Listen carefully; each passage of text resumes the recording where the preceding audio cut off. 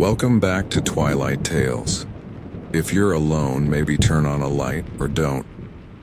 If you enjoy descending into the dark with me, hit that subscribe, share the fear with a friend, and remember, some love stories don't end at death. They just get hungry. He was the kind of man that leaves shadows behind even in the daylight. Ava had known Michael since she was 19. Their love had burned quick and hot, wild like forest fire, untamed and doomed from the beginning. He wasn't perfect, far from it. He lied, disappeared for days, whispered things in sleep that made her skin crawl. But God, she loved him. Maybe that's what made it so hard when he died. The accident was brutal. A twisted wreck of metal and blood on Route 13. They said he died instantly, no suffering. But the coroner's report mentioned something Ava never told anyone. His mouth was torn into a grin. Not from the crash, not from the force. Like he chose to smile in the moment of impact. Ava tried to move on.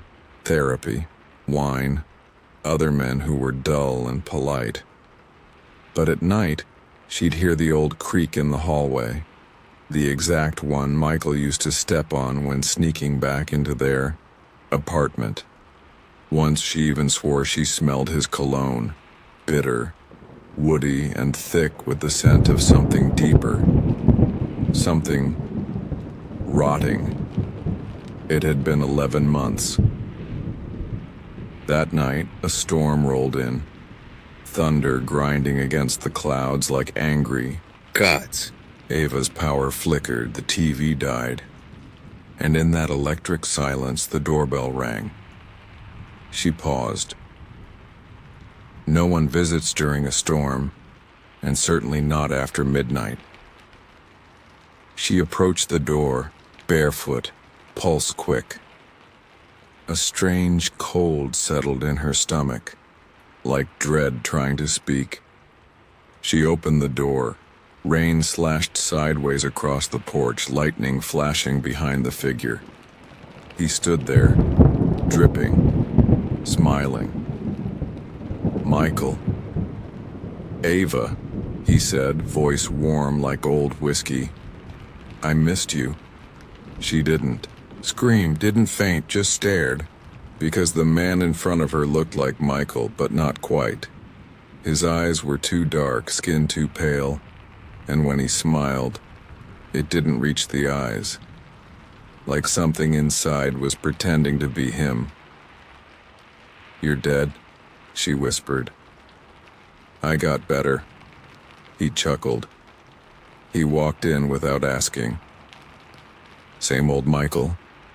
But his boots left muddy black streaks across the hardwood. Not mud, something thicker. She followed in a daze. His shirt clung to him like wet skin. He smelled of damp earth and rusted nails. His hand brushed her shoulder, cold, but solid. Real. She didn't sleep that night. Just sat across from him on the couch, watching him smile, talk, eat the soup she made with the same appetite as before. But he didn't blink. Not once. Over the next week he stayed. He slept beside her, not touching her like before. Just laying there, eyes closed, chest unmoving. She tried to rationalize it. Shock. Grief. A twin, maybe? A horrible prank. But every birthmark, every scar was there. Even the old bullet wound on his rib cage from that bar fight years ago. Then the nightmares started. Not hers. His. She'd wake up to him whispering in the dead of night, guttural words in a language that scratched at her bones. Words like, buried. Love must never rest. The gate opened and I returned. The worms remember your name. One night she caught him in the bathroom staring into the mirror, only there was no reflection, just her own face, and behind her, a black shape flickering like flame.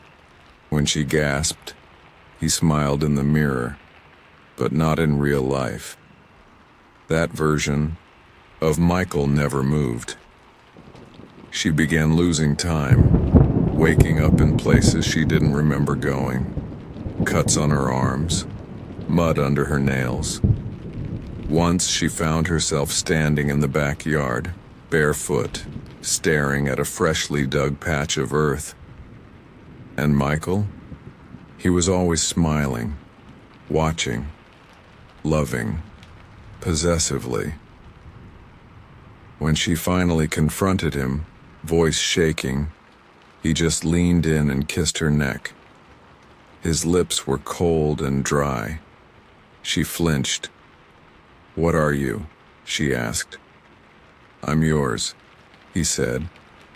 Always. She tried to leave. Drove out at dawn, packed a bag, didn't look back. But every road bent back toward the house. Signs twisted. GPS screamed with static. When she finally stumbled back through the front door, hours later, he was waiting. With flowers. Dead ones. "I told you," he said, wrapping her in his arms. "You can't leave me. Not again." That night she woke up to the sound of something scraping under the bed, like fingernails clawing hardwood. She leaned down, heart thundering. Nothing. But when she lay back, the ceiling above her was moving, bulging slightly, breathing. And from somewhere in the walls, she heard his voice whisper, "I didn't come back alone." The next day, she started digging, old photos, news clippings, anything. She found a name, an old woman in the next town over who claimed she could speak to the dead. Ava was desperate. The woman opened the door before Ava even knocked. Eyes milky, white. "You shouldn't have welcomed him back," she said. "I didn't," Ava shouted. "I never asked for this.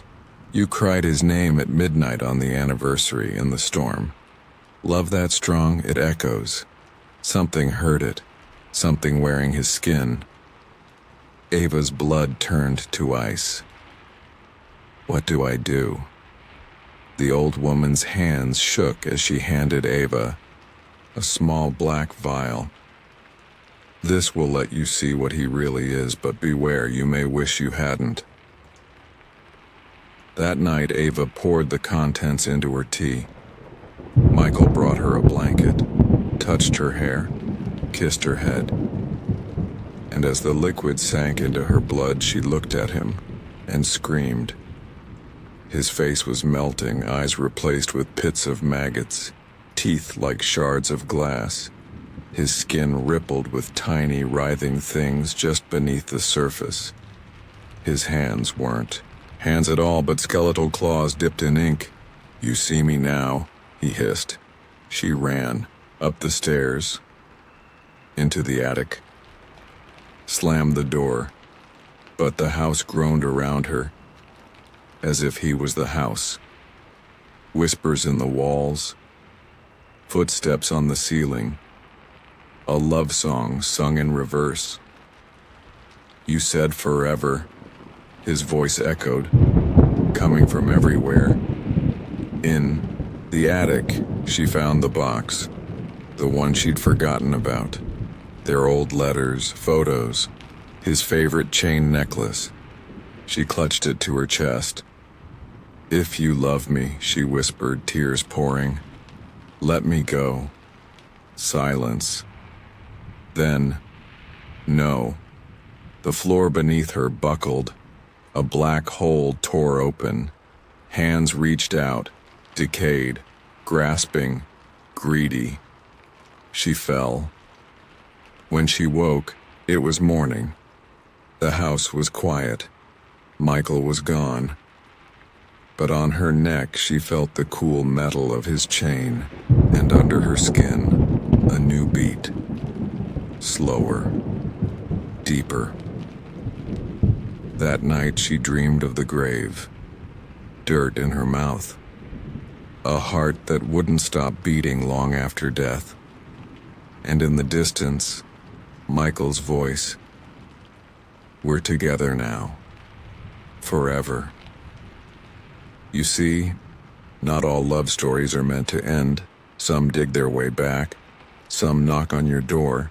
Some crawl inside you and wait.